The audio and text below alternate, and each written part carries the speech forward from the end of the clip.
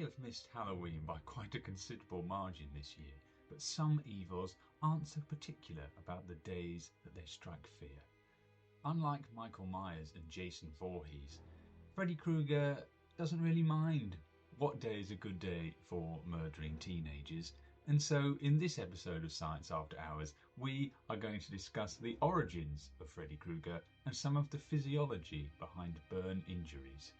But first, we must start our story not with Freddy himself, but with his mother, Amanda Krueger.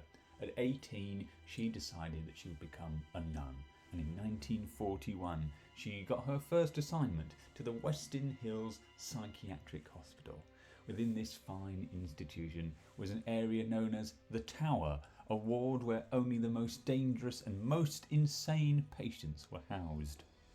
Over one Christmas, Amanda gets trapped in this ward for over 72 hours as an unknowing security guard goes home to celebrate the festive season and therefore cannot hear her screams from inside. During this time, she is repeatedly assaulted by the inmates, and 9 months later, Frederick Charles Krueger is born, a child who is subsequently put up for adoption. Not only does Springwood, Ohio and the surrounding area have this dangerous hospital, but clearly there is a lack of oversight in many of the social care needs, including adoption, as somehow Freddy is adopted by this abusive alcoholic man, Mr. Underwood, played by Alice Cooper, no less. And growing up in this environment leads Freddy to become more and more violent towards himself and others. There's a razor that Freddy chooses to cut himself with, and in the end this ends up in Mr. Underwood's eye, unsurprisingly killing him. What follows are a few years of domestic bliss for Freddy as he finds love with Loretta, and together they have a daughter, Catherine. But these violent tendencies don't just disappear overnight, and it's during this time that Freddy Krueger becomes the Springwood Slasher, taking revenge on the town that he deemed had done him so wrong. He does this by kidnapping, torturing, possibly molesting and eventually killing the children of the town. Initially he was using his family home as his base of murderous operations, but eventually he moved to the boiler room of the power plant in which he worked, a place that is now synonymous with Freddy Krueger. However, eventually he was discovered by Loretta, and unfortunately she was killed by her troubles. But at least the Springwood social care team did do something right, and they did take Catherine into care. After killing at least 20 children, Freddy is finally caught and charged. But due to the judge being drunk during the proceedings and the arrest warrant being filed incorrectly, he is released on a technicality. Unsurprisingly, the town is absolutely furious and decide to take matters into their own hands, luring Freddy into the boiler room and choosing to burn him to death. What happens next is outside the scope of this current lecture, but briefly, Freddy makes a deal with 3 dream demons, as you do, becomes a malevolent spirit, and this allows him to keep killing in Springwood, killing his targets by their dreams. And his first targets, of course, are the children of those individuals who caused his demise. To understand the physiological consequences of being burned alive, we must first understand the structure of the skin. The largest of the human organs is split into 3 distinct layers: the epidermis, the top layer, the dermis, the middle layer, and the hypodermis, sometimes called the subcutaneous tissue, on the bottom. The epidermis is the waterproof layer that contributes to everyone's skin tone, and it itself is subdivided into 5 distinct layers. So starting from the outside, we have the stratum corneum, 10 to 30 layers of continuously shedding dead keratinocytes. Below this is the stratum lucidium and the stratum granulosum, 2 epidermal layers in which the squamous epithelial cells, the keratinocytes, are pushed upwards from below, becoming flatter, thinner and adhering to one another, and we can see this here in the yellow section. It is here that the cells die before being pushed up into the corneum. Those squamous cells come from the stratum spinosum, the thickest layer of the epidermis, and it's where these immature cells will become the keratinocytes previously mentioned. Also found in here are Langerhans cells, a subtype of macrophages, and I wouldn't be a very good immunologist if I didn't mention macrophages. At the bottom is the stratum basale, or the stratum germinavitum, or the basal layer. This is the layer that is constantly producing new cells, and thus is ultimately the force behind the maturation of skin cells as they move up through these layers. I did also mention that the epidermis is what contributes to our unique skin tones, and this is because melanocytes, seen here in this sort of turquoise colour, are melanin producers, and melanin is the pigment that gives our skin its colour. The dermis is the thickest of the three layers of the skin, making up approximately 90% of the organ in its 1.5 to 4 millimetre thickness. Being so thick, this is where most of the specialised cells are found, including those that make up the blood vessels and the lymph vessels, as well as sweat glands, hair follicles, and there are many others. It's held together by two extracellular proteins. Collagen provides strength and rigidity, whereas elastin, as the name might suggest, allows the skin to stretch, but importantly return to its original position. And it wouldn't be biology without further subdivision, and indeed the dermis is made up of two layers. The papillary layer is the top layer, the thin layers of collagen fibres, as we can see here, that regulate temperature and supply nutrients from the vascular system. The bottom, the denser layer, is the reticular layer, and this is where parallel layers of elastin and collagen provide the strength and elasticity previously mentioned.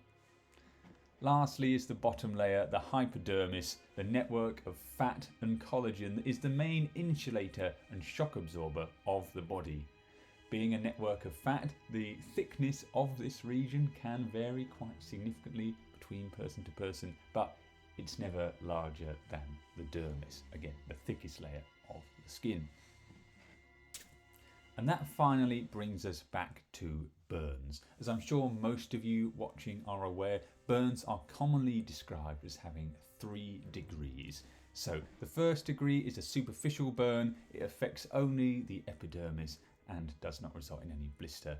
Tends to heal within 10 days, leaving no scarring.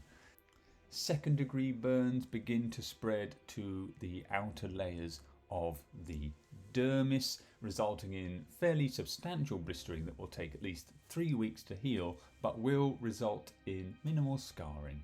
But as you can imagine, third degree burns affect all 3 layers of the skin. These will not heal without surgical intervention and will result in a compromised blood supply, nerve damage leading to loss of sensation, and obviously extensive scarring. And it's safe to say that from what we see of Freddy Krueger, that his burns most certainly fall into this third degree category. Some suggest a possible 4th degree of burn injury, a burn that extends through all the layers of the skin and into the muscle and bone beneath. Analysis has also been done on what causes burn injuries, and it is unsurprising that 90% of burns are thermal injuries, 5% electrical burns, 3% chemical, and that final 2% being radiation burns. In 1953, Douglas MacG. Jackson published The Diagnosis of the Depth of Burning. In this paper, he established a model for the structure of burns that continues to be used today with some more modern amendments. This model suggests a burn has 3 distinct zones. At the centre is the zone of coagulation, an area which is highly necrotic with irreversible tissue damage. Beyond that comes the zone of stasis, which suffers from moderate damage with vasoconstriction, local inflammatory reactions, and a fair bit of fluid leakage happening here. This leads to a decrease in tissue perfusion, and as a result of that, this zone may also become necrotic with time. The final region is the zone of hyperemia, in which the blood vessels become dilated, diverting the blood flow to the healthy surrounding tissue, and therefore it's quite unlikely that this zone of hyperemia will become necrotic. Now, this figure here is only a more superficial burn, entering only the dermis, but depending on the size of your burn injuries and the scale of your burns, these zones of coagulation, stasis and hyperemia do not have a set size. Now, a burn is obviously a wound, and thus the body's general response to burn injuries is the same as it would respond to all wounds. And it's a typical two-phase wound repair response. An inflammatory phase followed by an anti-inflammatory tissue repair phase. So the activation of the transcription factor NF-kappa B, predominantly in macrophages and neutrophils, produces a lot of pro-inflammatory cytokines, small signalling molecules, namely TNF-alpha, interleukin-6 and members of the interleukin-1 family. This leads to a further increase in cell death by programmed pathways such as apoptosis, the direct damage from the burn, and the increased cell death from the cytokines produces this channel's favourite ongoing subject, reactive oxygen species, as well as its sibling, reactive nitrogen species. These reactive species have both positive and negative effects on wound resolution, as they are associated with keeping the wound free of infection, as they are as toxic to pathogenic invaders as they are to ourselves, but having too many will increase the damage caused by the wound, as discussed many times before. That being said, something we haven't discussed before in relation to reactive oxygen species is their interactions on cell membranes, which are made up of phospholipids.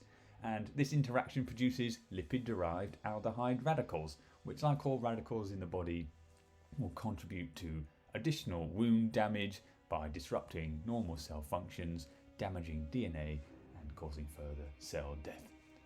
Higher concentrations of the cytokine interleukin-8 are associated with a more continuous production of reactive oxygen species, reactive nitrogen species, and these lipid-derived aldehyde radicals due to its role in neutrophil recruitment.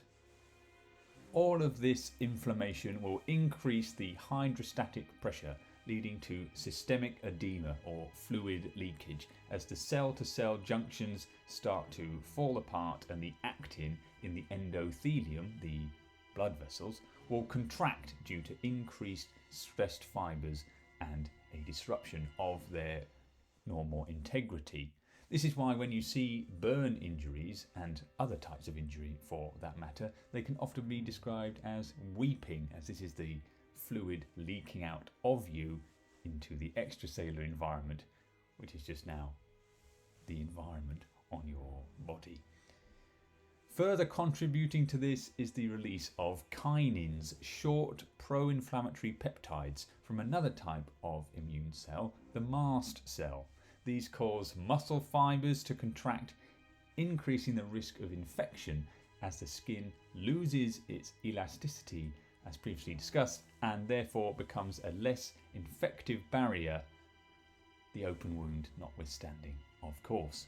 The anti-inflammatory phase is unsurprisingly associated with wound repair and tissue regrowth. So interleukin-4, interleukin-10 and some more TNF-alpha will begin to wind down this pro-inflammatory response, producing a large number of growth factors that will increase cell recruitment, such as fibroblasts, and that will lead to angiogenesis and cell proliferation, thus repairing the wound.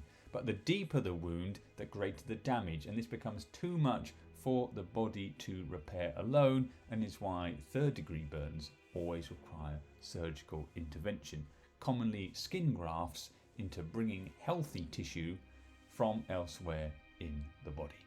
Of course, another treatment for burn injuries is to die, make a deal with some dream demons, and come back as some sort of demonic spirit to terrorise the town responsible for your death, as is the case for Freddy Krueger. Thank you for watching.